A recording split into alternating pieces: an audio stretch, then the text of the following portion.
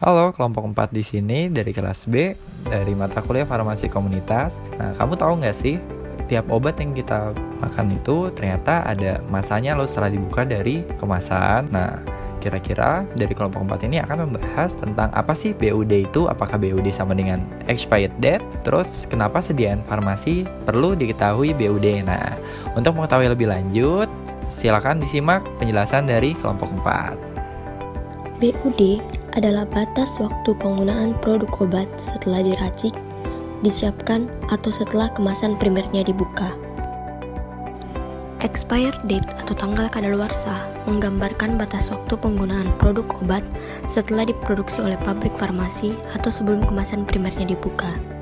Sedangkan BUD menggambarkan batas waktu penggunaan produk obat setelah diracik, disiapkan, atau setelah kemasan primernya dibuka.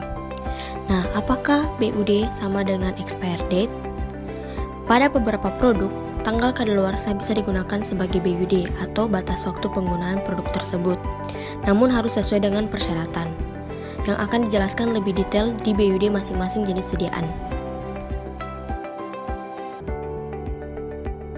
Tujuan BUD sediaan farmasi yaitu menentukan batasan waktu yang mana suatu produk obat masih berada dalam keadaan stabil.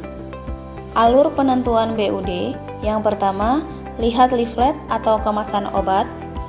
Yang kedua, jika tidak tersedia informasi pabrik, maka carilah informasi stabilitas dari buku referensi atau literatur primer. Yang ketiga, gunakan informasi BUD berdasarkan penelitian spesifik pada racikan yang bersangkutan. Yang keempat, petunjuk umum penetapan BUD dari USP. Sekarang adalah BUD dari masing-masing sediaan, dibedakan menjadi sediaan steril dan sediaan non-steril. BUD dari sediaan non-steril yang pertama adalah produk pabrik atau produk yang tidak diracik. Jika ED lebih dari 1 tahun, BUD sama dengan 1 tahun. Jika ED kurang dari 1 tahun, BUD sama dengan ED pabrik. Yang kedua, BUD dari sediaan non-steril produk racikan, yaitu puyer dan kapsul. Jika ED kurang dari 6 bulan, BUD sama dengan ED. Jika expired date lebih dari 6 bulan, BUD sama dengan 25% dari expired date. Jika hasil 25% expired date lebih dari 6 bulan, BUD sama dengan 6 bulan. Jika hasil 25% expired date kurang dari 6 bulan, maka BUD-nya adalah hasil perhitungan 25% dari expired date. Kemudian setelah kita membahas BUD pada racikan puyer, sekarang kita akan bahas pada produk racikan cair. Nah, pada produk racikan cair, BUD-nya ya untuk yang mengandung air itu hanya 14 hari. Nah, sedangkan untuk yang mengandung air ditambah pengawet itu memiliki BUD sebesar 35 hari. Nah, gimana sih kalau untuk produk-produk yang racikannya tidak pakai air untuk produk cair? Nah, untuk kadaluarsa kurang dari 6 bulan itu BUD-nya sama dengan masa expirednya atau masa kadaluarsanya. Nah, sedangkan untuk kadaluarsa yang lebih dari 6 bulan, maka BUD sama dengan 25% dari expired date atau masa kadaluarsa, di mana jika hasil dari perhitungan 25% ED itu lebih dari 6 bulan, maka BUD akan 6 bulan. Nah, jika hasil 25% ED itu kurang dari 6 bulan, maka BUD-nya hanya sebesar 25%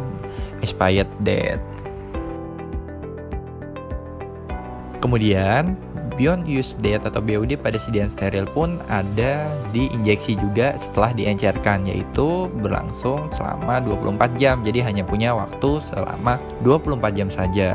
Sedangkan untuk injeksi insulin yang multidos atau dosis ganda itu memiliki masa BUD sebanyak 28 hari. Nah, sedangkan untuk tetes mata dan salep mata multidos itu sampai 1 bulan. Sedangkan untuk tetes mata single dose itu hanya 3 kali 24 jam saja. Adapun efek yang timbul bila penggunaan obat melewati BUD-nya, yaitu obat yang sudah melewati masa kadaluarsa dapat membahayakan karena berkurangnya stabilitas obat tersebut dan dapat mengakibatkan efek toksik atau racun. karena kerja obat sudah tidak optimal dan kecepatan reaksinya telah menurun, sehingga obat yang masuk ke dalam tubuh hanya akan mengendap dan menjadi racun. Nah, obat itu sangat penting untuk kebutuhan kita, jadi kita harus tahu cara penyimpanannya seperti apa. Berikut ini tips cara penyimpanan obat yang baik dan benar. Yang pertama, letakkan obat pada lemari khusus untuk obat dan jauhkan obat dari jangkauan anak-anak. Yang kedua, pilah obat sesuai guna. Contohnya, obat demam dipisahkan dengan obat demam, obat diare dipisahkan dengan obat diare.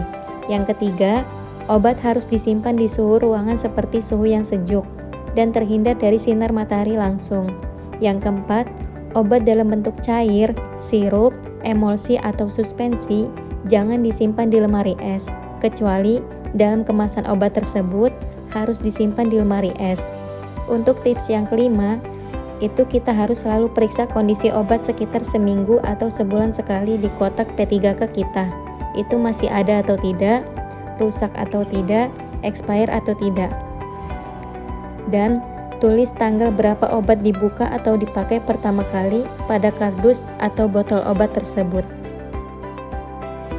Nah, kamu sekarang tahu kan apa bedanya BUD dengan expired date?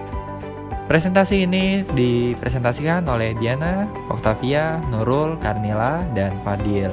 Terima kasih, sekian dari kami. Jangan lupa tanya obat, tanya apoteker.